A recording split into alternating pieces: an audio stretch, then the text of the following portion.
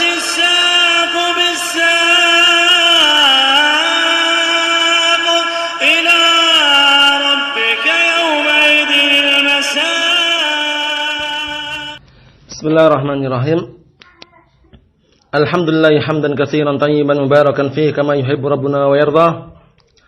وأشهد أن لا إله إلا الله وحده لا شريك له.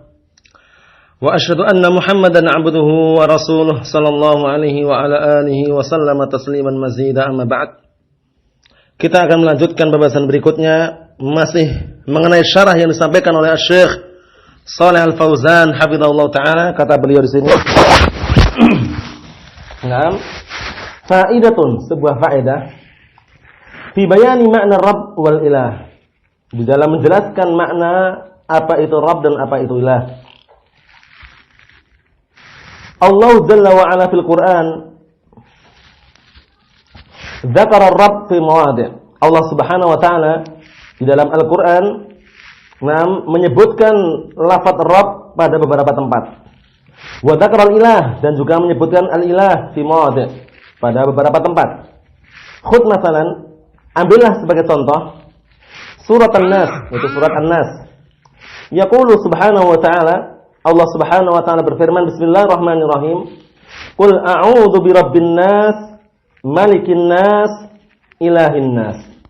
Katakanlah, aku berlindung kepada Rabb semua manusia dan yang memiliki manusia. Nam ilahin nas, ya, dengan sesembahan manusia. Sekarang perhatikan pada lafaz ayat tersebut, a'udzu birabbin nas, Rabb itu, kata beliau, famal farqu baina rabbin nas wa ilahin nas? Di dalam surat An-Nas, kalau kita perhatikan, yang pertama dengan lafaz Rabb, Rabbin nas, a'udzu birabbin nas. Kemudian di akhir apa? Di akhir yang ayat ketiga itu ilahin nas. Ilahnya manusia. Pertama Rabbnya manusia, yang kedua ilahnya manusia. Sekarang bedanya apa kata beliau? Kata beliau, famal farqu baina rabbin nas wa ilahin nas? Apa bedanya antara Rabbun nas dengan ilah nas? Hal huma bima'na wahid?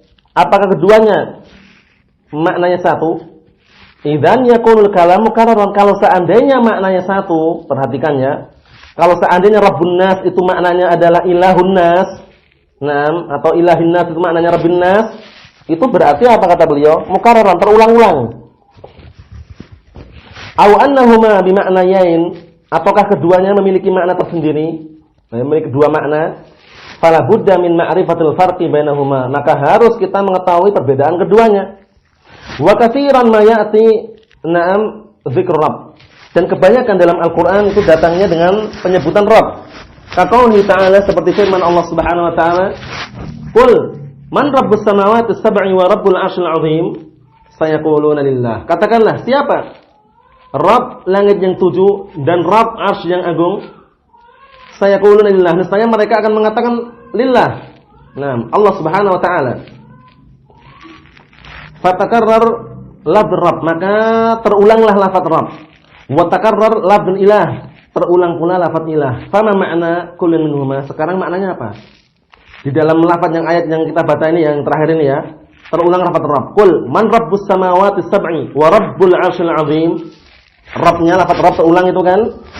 Kata beliau, farabbu maknahu, maka Rabb itu maknanya, maknahu al-murabbi li khalqihi bi ni'amih. Al-murabbi li khalqihi bi ni'amih, itu zat yang mengatur, atau zat yang mentarbiyah makhluknya dengan nikmatnya, mengatur, kemudian juga membimbing makhluknya dengan kenikmatan-kenikmatannya. Seperti itu. Wa mughadzihim bi rizqihi, dan yang berikan makanan pokok pada mereka, pada makhluk tersebut dengan rezekinya.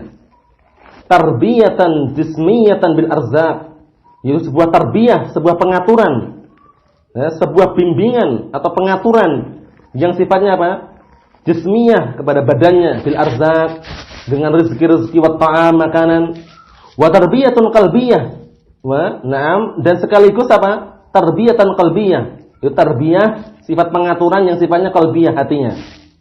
Ruhiyah, yang sifatnya ruh, dalam artian bimbingan atau pengaturan pada ruhnya, bil wahyi, dengan wahyu. Wal ilmun nafi', dan dengan ilmu yang bermanfaat, wa irsalir rusul, dan diutusnya para rasul.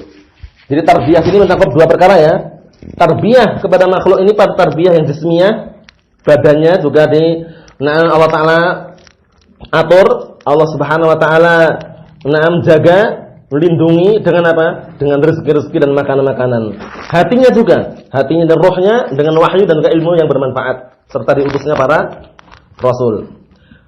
Wa min ma'ani Rabb, dan termasuk makna Rabb annahu al-malik lis-samawati wal ardi, farabbus syai' malikuhu wal mutasarrif fih. Perhatikan.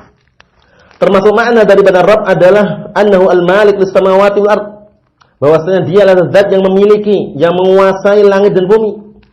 Farabbus syai' malikuhu. Maka diartikan apa? Rabbus syai', lafaz rabbus syai' maknanya adalah malikuhu, yang memiliki sesuatu tersebut. Nah, yang menguasai sesuatu tersebut. Wal mutasarrif fih, dan yang mengaturnya. Jadi kalau kita katakan malik itu kan raja ya. Kalau di bumi dalam artian makhluk itu malik raja. Raja itulah yang mengatur dan juga yang memiliki kekuasaan. Nah, ini Allah Subhanahu wa Ta'ala apa? Adalah zat yang mengatur alam semesta dan yang memiliki seluruh alam semesta ini. Nah, yang memiliki seluruh alam semesta ini, dan kita termasuk alam ya. Nah, kata Syekh Muhammad bin Abdul Wahhab An-Najdi At-Tamimi dalam kitab Al-Usul Tsalatsah, apa kata beliau? Wa ana wahidun min dzalikal alam. Dan aku termasuk salah satu alam tersebut. Nah, kenapa? Karena kullu ma siwallahi fa huwa alam. Seluruh yang selain Allah Subhanahu wa Ta'ala masuk dalam alam semesta. Nah, barakallahu fikum, seperti itu. Kemudian berikutnya, wa min ma'ani ar-Rabb, wa min ma'ani ar-Rabb, termasuk makna Rabb juga al-muslih alladhi yuslihul asya', yaitu zat yang memperbaiki. Makna Rabb adalah yang memperbaiki, alladhi yuslihul asya', yang memperbaiki segala sesuatu. Wa yadfa'u 'anha ma yufsiduha, dan yang yadfa' anha, yang membela dari membela dia dari apa yang bisa merusaknya. Paham ya? Jadi makna Rabb adalah muslih, adalah yang memperbaiki segala sesuatu sekaligus membela sesuatu tersebut dari perkara yang merusaknya. Allah Subhanahu wa Ta'ala huwa alladhi yuslihu hadzal kaun. Maka Allah Subhanahu wa Ta'ala adalah zat yang mengatur dan juga memperbaiki alam semesta ini. Wa yunazzimuhu, dan yang mengaturnya, menata rapi. Coba bayangkan bintang ditata rapi seperti itu sehingga tampak indah, enak dipandang, enak dilihat. Bulan juga seperti itu. Kemudian perputaran siang dan malam, bayangkan tidak pernah bertabrakan ya. Begitu datang siang, hilang malam. Begitu datang malam, hilang siang. Secara silih berganti, enggak pernah bertabrakan. Itu menunjukkan apa? Allah Subhanahu wa Ta'ala itu Maha besar. Jangan sekali-kali kita sepelekan atau kita rendahkan. Allah Subhanahu wa Ta'ala itu adalah apa? Adalah yang Maha besar, yang tidak ada sekutu baginya. Barakallahu fikum, seperti itu. Wa yunazzimuhu ala muqtada iradatihi wa hikmatihi, dan Allah Ta'ala yang mengatur alam semesta ini, menyusun alam semesta ini sesuai dengan apa? Yang dituntut atau keharusan, kehendaknya, dan juga tujuan Allah Subhanahu wa Ta'ala. Perhatikan baik-baik ya. Allah Subhanahu wa Ta'ala menciptakan langit yang sangat luas, tinggi, tidak kelihatan tiangnya. Itu menunjukkan hikmah juga di balik itu.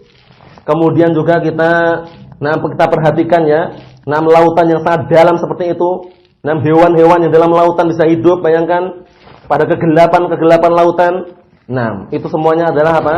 Adalah aturan Allah Subhanahu wa Ta'ala.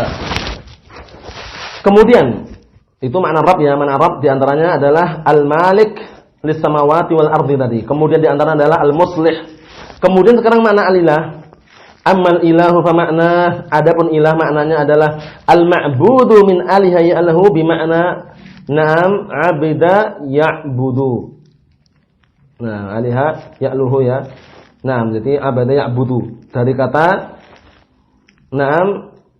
abada ya'budu, yaitu maksudnya adalah yang disembah, orang yang menyembah. Jadi al-ilah bi makna ma'luh, ma'bud yang disembah nanti. Bi makna abada ya'budu fa ilahun ma'nahu ma'bud ay ma'luh. Paham ya? Walaysa ma'nahu Rabb, bukan maknanya Rabb. Wa innama ma'nahu ma'bud wal ilahiyyah hiyal ibadah. Perhatikan ya, ilah itu maknanya bukan Rabb. Tapi maknanya adalah innamahu ma'nahu al-ma'bud, zat yang disembah. Wal ilahiyyah hiyal ibadah, yang diibadahi. Wal wullah, wal wullah apa wullah? huwa al-hub, kecintaan. Nah, itu. Li'annahu subhanahu wa ta'ala yuhibbuhu ibadah. Dan yuhibbuhu ibaduhu al-mu'minun. Yuhibbuhu ibaduhu al-mu'minun. Dikarenakan Allah Subhanahu wa taala, para hamba-hambanya al-mu'minun mereka mencintainya. Paham ya? Yuhibbuhu ibaduhu al-mu'minun. Ya, para hamba-hamba yang mukminun mereka mencintai Allah Subhanahu wa taala. Wa yakhafunahu wa yarjunahu wa yataqarrabuna ilaihi. Mereka takut kepada Allah Subhanahu wa taala dan mereka mengharap pahala Allah Subhanahu wa taala dan mereka berusaha mendekatkan diri kepada Allah Subhanahu wa taala. Hadza huwa ma'nal ilah. Inilah makna ilah. Jadi makna ilah apa tadi? Al-ma'luh ay al-ma'bud. Naam. Fatabayyana al-farqu baina ma'na al-rabb wa ma'na al-ilah. Maka nampaklah perbedaan antara makna rabb dan makna ilah. Wa annahuma laysa bima'nan wahid, dan bahwasanya keduanya tidak satu makna. Wa man qala innahuma bima'nan wahid faqad ghalib. Maka barang siapa yang menyatakan bahwasanya rabb dan ilah itu maknanya satu, sungguh dia telah keliru. Wal ulama'u yaqulun, dan para ulama mereka berkata, idza dzukira jami'an shara rabb lahu ma'nan. Ini termasuk faedah yang sering kita dengar itu apa ya? Yang sering kita dengar ya, idza istama'a iftaraqa wa idza iftaraqa istama'a. Itu faedah yang sering kita dengar. Masuk sini juga ya, antara lafaz rabb dan ilah itu. Nah, contoh lain banyak ya. Contoh lain adalah makna iman dan Islam. Lafaz iman dan Islam itu perhatikan baik-baik. Apabila disebutkan dalam satu kalimat gitu bersamaan disebutkan lafaz al-Islam, lafaz al-iman, maka masing-masing memiliki makna tersendiri. Sebagaimana dalam hadis apa? Hadis Jibril yang panjang itu. Ya, ketika tanya fa akhbirni al-Islam, Islam maknanya apa? Disebutkan seperti ini, seperti ini, seperti ini. Kemudian fa akhbirni al-iman, kabarkanlah kepadaku tentang iman. Iman maknanya seperti ini, seperti ini, seperti ini. Kaidahnya apa? Idza istama'a iftaraqa wa idza iftaraqa istama'a. Apa artinya? Dua kalimat ini, dua lafaz ini apabila dicampur, idza istama'a iftaraqa, digabungkan dalam sebuah pembahasan atau sebuah tulisan gitu jadi satu, apa? Iftaraqa. Maknanya berbeda. Wa idza iftaraqa, tapi kalau dipisahkan, disebutkan dalam hadis lain al-Islam, disebutkan dalam hadis yang lain al-iman, dipisahkan seperti itu, istama'a. Maknanya saling apa? Saling melengkapi atau saling berkumpul. Islam itu adalah iman, iman itu adalah Islam, itu maksudnya ya. Barakallahu fikum, itu kalau dipisahkan. Idza istama'a iftaraqa wa idza iftaraqa istama'a. Apabila terpisah, dua lafaz tadi dipisah, maka maknanya saling bertemu. Paham maksudnya ya? Maknanya sama. Tapi kalau dijadikan satu dalam sebuah pembicaraan atau dalam satu hadis itu dari satu lafaz iman dan Islam contohnya iftaraqa, maknanya berbeda-beda. Nah, kata beliau sini, idza dzukira jami'an shara rabbu lahu ma'nan. Sekarang kalau lafaz dua-dua ini perhatikan ya. Kedua lafaz yang disebutkan dalam satu secara langsung, dzukira jami'an disebutkan bareng-barengan seperti tadi dalam surat An-Nas tadi kan, qul a'udzu birabbin nas, malikin nas, ilahin nas. Nah, di situ ilahin nas sama malikin nas dijadikan satu. Perhatikan itu. Nah, apa kata beliau? Idza dzukira jami'an shara rabbu lahu ma'nan. Apabila kedua-duanya disebutkan secara barengan, maka Rabb itu memiliki makna tersendiri. Perhatikan itu ya. Wal ilah lahu ma'nan, dan ilah juga memiliki makna tersendiri. Kapan ini? Apabila keduanya disebutkan dalam satu pembahasan atau satu jumlah gitu, dalam jumlah yang satu. Seperti dalam surat An-Nas, secara keseluruhan surat An-Nas disebutkan dengan apa? Lafaz yang pertama Rabb, kedua ilah. Ya kan? Qul a'udzu birabbin nas, rabbin nas, malikin nas, ilahin nas, ya kan? Berarti disebutkannya wa idza istama'a iftaraqa. Sekarang ketika digabungkan seperti ini, dalam satu surat kok ada lafaz rabbin nas, ada ilahin nas, berarti Rabb itu maknanya sendiri, ilah itu memiliki makna tersendiri. Kata beliau wa idza dzukira dzukira wahidun dakhala fihi ma'na Rabb. Nah, sekarang kalau dipisah-pisahkan. Di sana disebutkan lafaz Rabb, di tempat lain lafaz ilah. Nah, ketika dipisahkan seperti itu bagaimana? Dakhala fihi ma'na Rabb. Berarti masuk dalam makna ilah Rabb. Pahami maksudnya ya? Jika dipisahkan berarti lafaz ilah maknanya Rabb. Lafaz Rabb maknanya ilah. Itu apabila dipisahkan. Namun apabila digabung dalam satu tempat gitu, seperti dalam satu surat Anas itu, berarti Rabb memiliki makna tersendiri, ilah juga memiliki makna tersendiri. Barakallahu fikum, seperti itu. Nah, hal ini sebagaimana lafaz-lafaz yang disebutkan para ulama, di antaranya seperti fakir dan miskin. Nah, fakir dan miskin, nah, apabila disebutkan secara berbeda-beda, sendiri-sendiri, fakir itu ya miskin, miskinnya fakir, seperti itu. Nah, kemudian seperti iman dan Islam. Iman dan Islam apabila disebutkan sendiri-sendiri, iman itu adalah Islam, Islam itu adalah iman. Tapi ketika disebutkan bersamaan, iman itu memiliki makna tersendiri, yaitu amalan-amalan batin, sedangkan Islam juga memiliki makna tersendiri, yaitu amalan-amalan yang zahir. Kata beliau, amma idza dzukira jami'an misla fi suratin Nas, adapun apabila disebutkan secara berbarengan sebagaimana dalam surat An-Nas itu yang sudah kita lewati, perhatikan, fa innahu yakunu lirabb ma'nan, berarti Rabb itu memiliki makna tersendiri. Walil ilahi ma'nan akhar, dan ilah juga memiliki makna tersendiri. Maknanya sudah dijelaskan, disebutkan oleh Syekh Shalal Fauzan di atas tadi. Naam. Kama fil lafzil fakir wal miskin idza dzukira jami'an, sebagaimana pada lafaz fakir dan miskin apabila disebutkan secara berbarengan. Jadi kaidahnya bagaimana? Barakallahu fikum wa hafizakumullah jami'an. Kaidahnya yang dihafal apa? Naam. Terkadang dua lafaz itu idza istama'a iftaraqa wa idza iftaraqa istama'a, itu kaidahnya.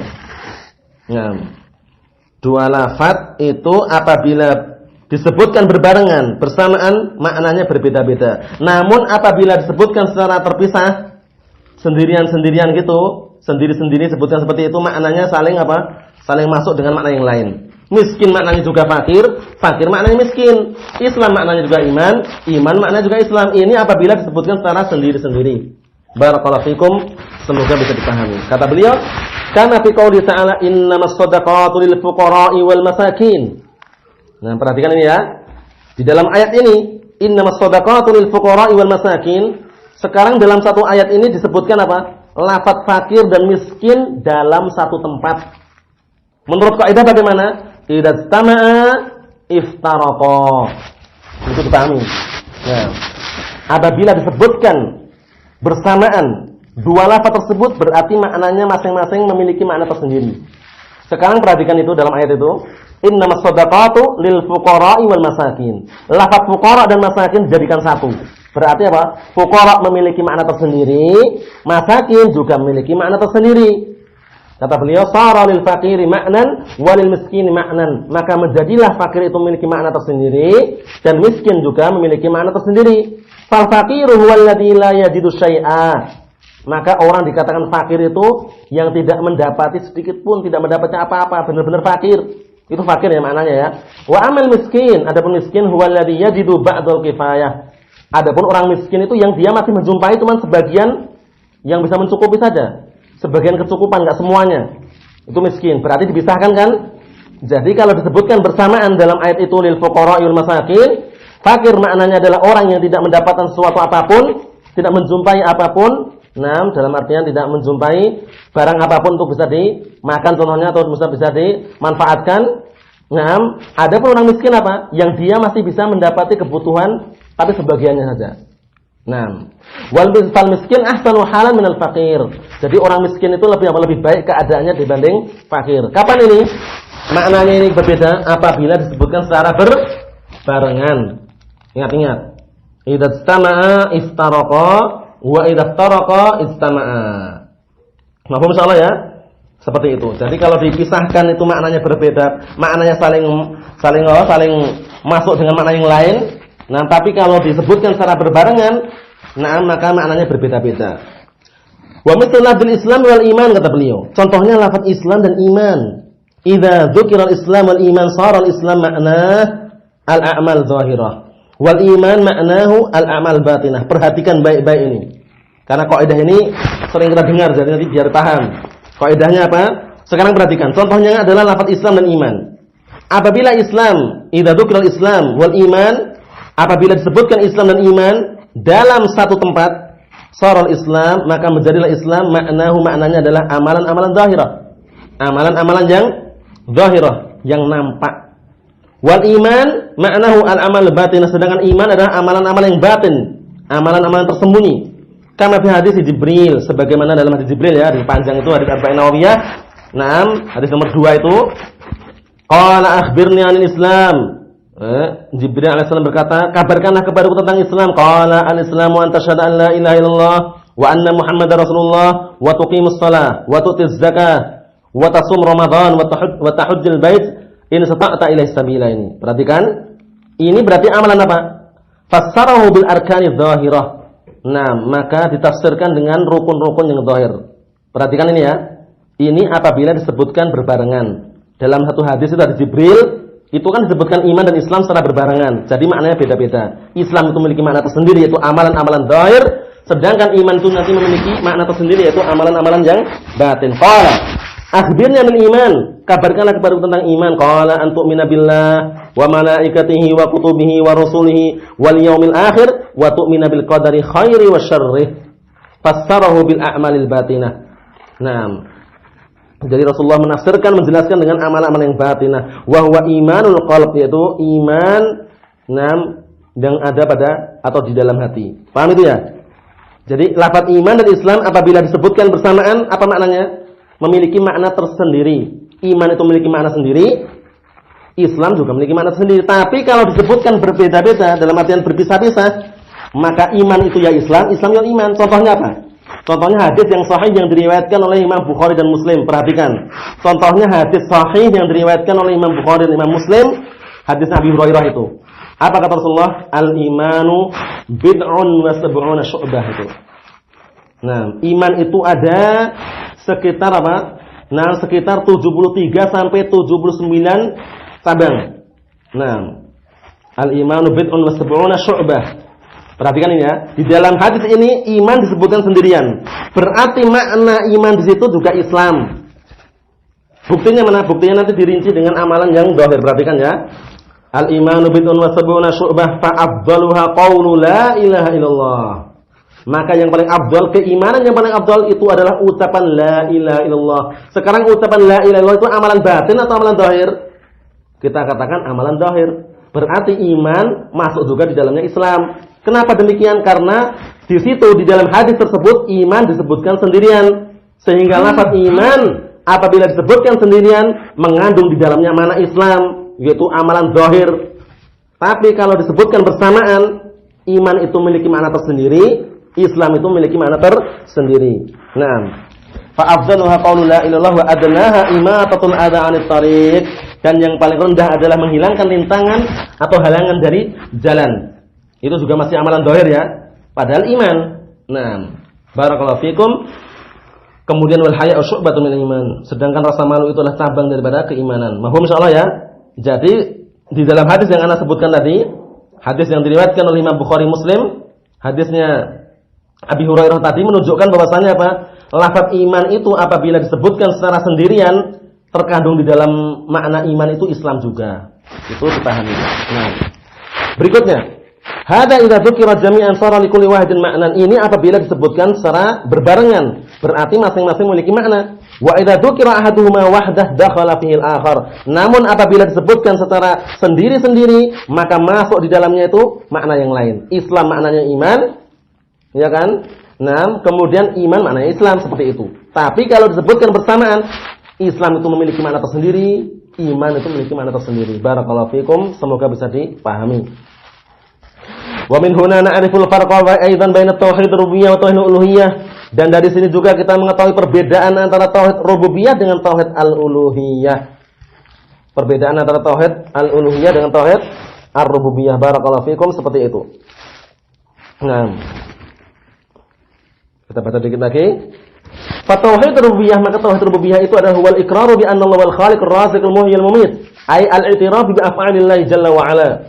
Maka tauhid rububiyah itu kalau ditanya orang apa tauhid rububiyah itu? Tauhid rububiyah itu adalah al-iqrar, yaitu pengakuan atau mengakui bi anna Allah, bahwasanya Allah Subhanahu wa taala adalah yang mencipta, yang memberi rezeki, yang menghidupkan, yang mematikan. Ai al-i'tirafu bi af'alillah, mengakui dan mengenali perbuatan-perbuatan Allah Subhanahu wa taala. Itu tauhid rububiyah.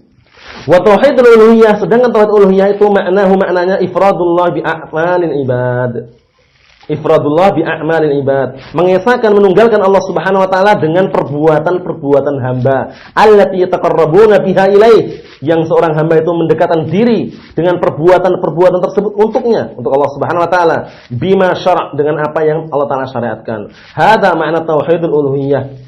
Secara mudahnya ya, sebagai penutupan, kalau tauhid rububiyah itu ifradullah taala bi af'alih, dah itu. Ifradullah taala bi af'alih. Kalau tauhid al-uluhiyah ifradullah taala bil ibadah, sudah itu. Nah, barakallahu fikum. Cukup sekian dulu yang saya sampaikan. Semoga bisa memberikan manfaat pada kita semuanya. Bi'idznillah ta'ala. Subhanakallahumma wa bihamdik, asyhadu an la ilaha illa anta, astaghfiruka wa atubu ilaik. Walhamdulillahirabbil alamin.